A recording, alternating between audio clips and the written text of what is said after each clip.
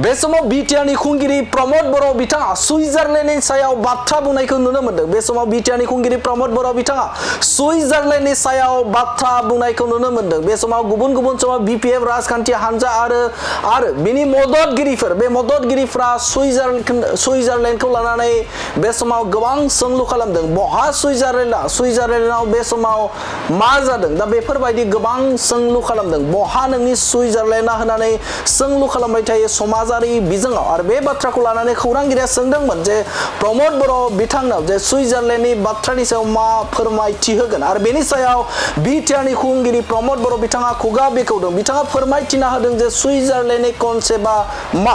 आरो बेनि सायाव बिथाङा बुंथिदों जे बे समाव सुइजारलेन्डनि बे कनसेप्टआ बे नङा जे सुइजारलेन्डनिफ्राय बेनि बिल्डिं बेनि हाजो हाला दैमा दैसा बेखौ लाबोनानै बिटिआरआव दोनफैनाय।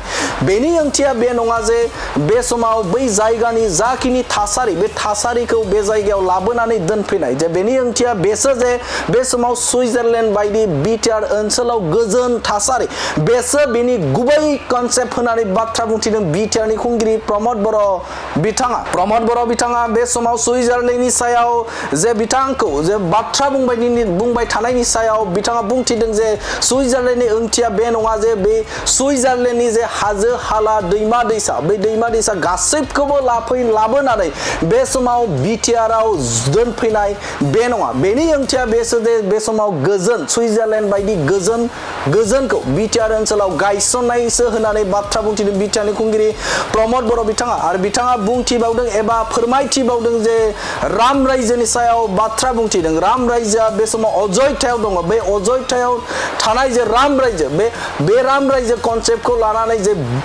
हादरखौ बा भारत हादरखौ राम रायजो बायदि खालामनांगौ होननानै मोनसे बाथ्रा बुंथिदों। दा बेनि ओंथिया बे नङा जे भारत हादरखौ हिन्दु राष्ट्र एबा हिन्दु हादर खालामनांगौ बे नङा। जे बेनि ओंथिया बेनो जे बे समाव भारत हादरखौ जे मोनसे बेनि जे नोगोरारिफोर बा थागिबि सुबुंफोर बे नोगोरारिफोरखौ रैखाथि होनाय आरो हिन्दु सुबुंफोरखौ रैखाथि होनायसो होननानै बाथ्रा बुंथिदों बिटिआरनि खुंगिरि प्रमद बर' बिथाङा। नाथाय बे समाव सुइजारलेन्डखौ जे बे समाव बिनि जे हाजो हाला बेनि दैमा दैसाखौ लाबोनानै बिटिआरआव दोनफैनाय बे नङा। जे सुइजारलेन्डनि गुबै ओंथियानो बेसो जे बे समाव बे सुइजारलेन्ड बायदि गोजोन थासारि सान्थिखौ बे समाव बिटिआरआव गायसननायानो बिनि कनसेप्ट एबा बाथ्रा बुंनाय होननानै बुंथिदों बिटिआरनि खुंगिरि प्रमद बर' बिथाङा। सुइजारलेण्ড এটা উঠাই আনি ইয়াত বহাই দিয়া সুইজাৰলেণ্ড নহয়, শান্তিটো এটা সুইজাৰলেণ্ডৰ কনচেপ্টটো অকল তাৰ বিল্ডিং তাৰ নদী তাৰ পাহাৰ এইটো নহয়। সুইজাৰলেণ্ডৰ পাহাৰটোতো ইয়াত উঠাই আনিব নোৱাৰে নদীটো। এইটো কনচেপ্ট এটা এটা ৰাম ৰাজ্য বুলি কৈছে। ৰাম ৰাজ্যটো কি হয়? অযোধ্যাত ৰাম ৰাজ্য আছিলে, আজি ভাৰতবৰ্ষখন ৰাম ৰাজ্য হ'ব লাগে বুলি কৈছে। ৰাম ৰাজ্য মানে অকল হিন্দু ৰাষ্ট্ৰ এইটো নহয়। ৰাম ৰাজ্য মানে য'ত ইয়াৰ প্ৰজাবিলাক ইয়াৰ নাগৰিকবিলাক শান্তি সম্প্ৰীতি নিৰাপত্তা আত্মসন্মান লৈ চবে ভালকে জীয়াই থাকিব পাৰে। গতিকে সেইটো ৰাজনৈতিক স্বাৰ্থত সুইজাৰলেণ্ড বুলি ক'লে সুইজাৰলেণ্ডটো উঠাই আনি বড়োলেণ্ডত বহা কথাটো ক'লে হ'ব নেকি? এইটোতো হাস্যকৰেই হ'ব।